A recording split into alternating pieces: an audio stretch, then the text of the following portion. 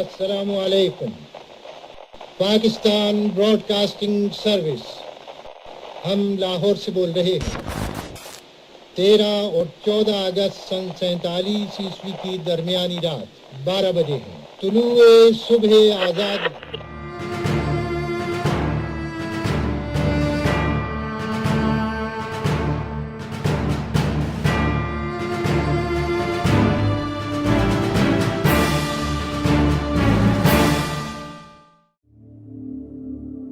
اس برِ صغیر نے 1857 سے لے کر 1947 تک وہ تاریخ رقم کی جس کی مثال دنیا میں نہیں ملتی. سٹوری آف پاکستان میں آپ دیکھیں گے کہ کس طرح صرف 90 سالوں میں مسلمانوں نے دنیا کا نقشہ بدل دیا. اس لازوال داستان میں کن مسلم رہنماؤں نے اپنا کلیدی کردار ادا کیا، اور جانیں گے وہ چھوٹی چھوٹی کہانیاں جو آج سے پہلے کسی نے نہیں سنی.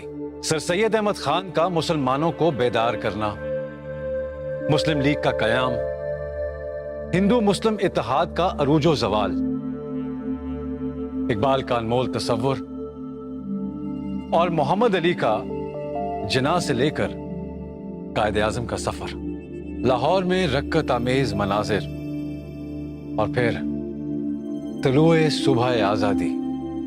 یہ سب آپ جانیں گے اس سیریز میں. اس کے ساتھ ساتھ حصہ ہوگی ایک 7th اسپیشل ایپیسوڈ جو صرف کشمیر پہ ہوگی، اس لیے کہ جس طرح پاکستان کشمیر کے بغیر ادھورا ہے، اسی طرح سٹوری آف پاکستان کشمیر کے ذکر کے بغیر ادھوری ہے. سوال یہ ہے کہ پاکستان کی کہانی کب اور کہاں شروع ہوئی اور کون سے اہم کردار اس کہانی کا حصہ رہے. میرا ماننا ہے کہ پاکستان کی کہانی کا آغاز 1857 میں ہوا. اس کہانی کے اس دور کے 2 اہم کردار بہادر شاہ ظفر اور سر سید احمد خان تھے. But before moving forward, I'm going to tell you something very tragic, which is part of this story. The last Mughal emperor, when he was arrested by the East India Company, the next day ان کو ناشتے کی میز پہ لایا گیا، اور وہ شخص جو ایک رات پہلے ایمپرر تھا، جب اس کے سامنے ایک ٹرے رکھا گیا تو اسے دیکھ کر بہادر شاہ ظفر کی چیخ نکل گئی. ایسی اور بھی بہت سی چیخیں ہندوستان کی ہر گلی سے سنائی دی. ایسا کیا تھا اس ٹرے میں، اور کیوں کچھ سالوں بعد بر صغیر کے مسلمان جب بھی کھانا بناتے تو ایک مٹھی آٹا الگ کر دیتے؟ کہاں جاتا تھا وہ آٹا؟ یہ سب کچھ آپ جانیں گے اس قسط کے آخر میں.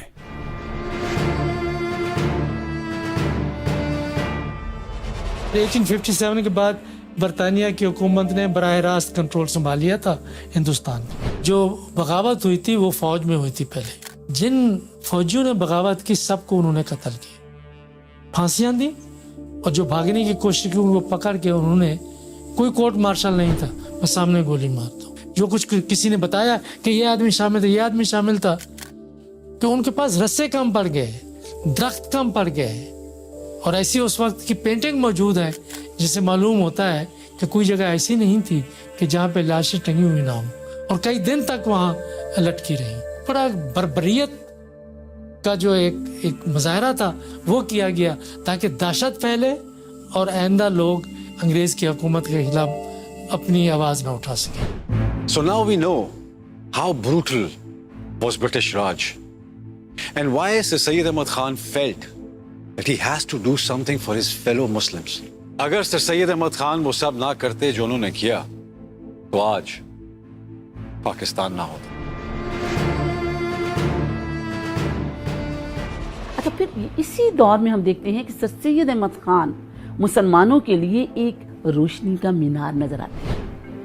انگریزوں سے مطالبہ کرتے تھے کہ مسلمانوں کو سرکار میں نوکریاں دی جائیں، آپ نے اس قوم کو نمائندگی دینی ہے، نہیں دیں گے تو وہی اسباب پیدا ہوں گے بغاوت والے، یہ آپ کے وفادار نہیں ہوں گے. ان کا حق دے، انصاف کریں، انصاف کا تقاضا ہے.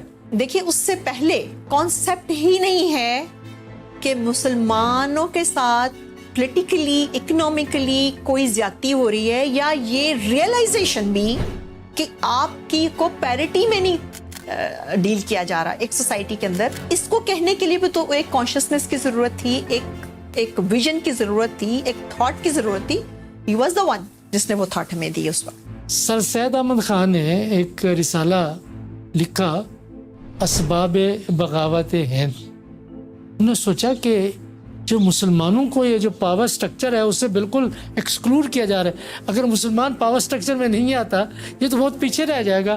اور دیکھیں ہندو آگے بڑھ رہا ہے. انہوں نے کہا یہ تعلیم کے بغیر نہیں ہو سکتا. انہوں نے پوری ایک تحریک چلائی، مسلمان محمدن ایجوکیشنل کانفرنس کی بنیاد رکھی، ہندوستان کے کونے کونے میں تبلیغ کی کہ آپ تعلیمی ادارے بنائیں اور تعلیم حاصل کریں تب آپ آگے بڑھ سکتے ہیں. میں ہمیشہ یہ سوچتا تھا کہ آل انڈیا کانگریس تو 1885 میں بن گئی تھی، لیکن پھر سر سید مسلمانوں کو سیاست میں آنے سے کیوں روکتے تھے. Now I understand why Sir Syed didn't want Muslims to come in politics. Because he wanted them to learn the rule of the game.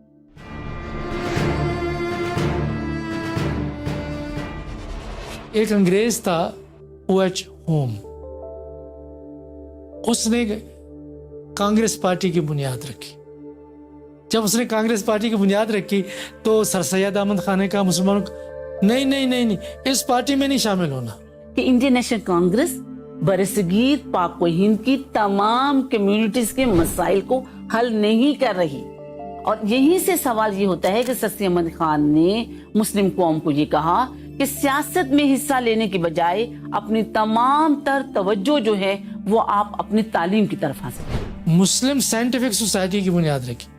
تو مسلم سائنٹیفک سوسائٹی کا مقصد یہ تھا کہ جو مغرب میں سائنس پہ رسالے میگزین ریسرچ ہوتی ہے ان کو اردو میں ٹرانسلیٹ کر کے مسلمانوں میں عام کیا جائے. سو ٹیم تو بن گئی تھی 1906 میں، لیکن ابھی لمبا سفر باقی تھا. This was the whole movement جس میں بیسیکلی ان کا خیال یہ تھا کہ کس طرح سے آپ اپنی ایک آئیڈینٹی کو ری ایشور کریں، ایک آئیڈینٹی کو ریسٹور کریں اور اپنی جو سبجوگیشن ہے اس کو ختم کریں، اس چیزوں کو ریئلائز کریں and come out of your self isolation. Partition of Bengal was the deciding factor for Muslims to understand that Congress is not sincere with the Muslims of India.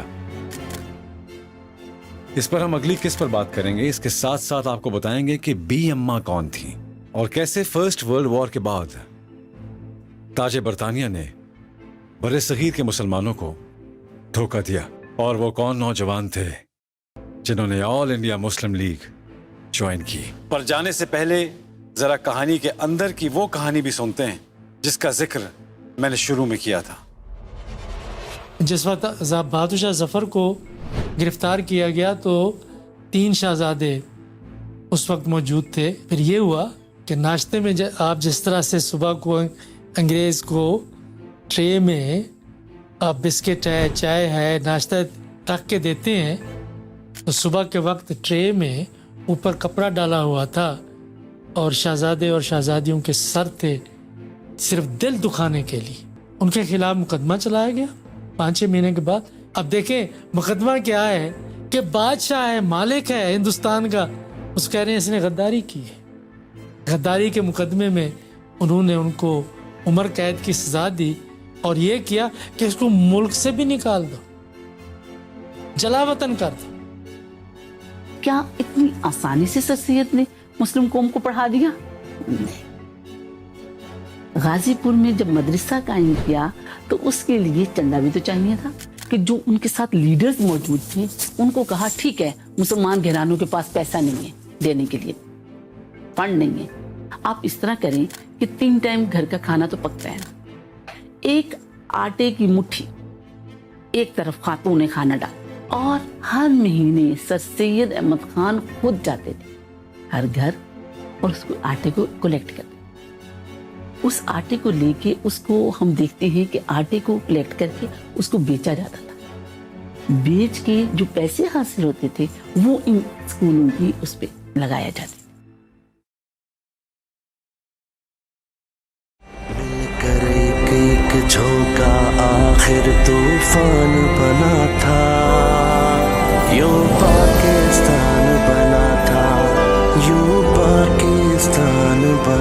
था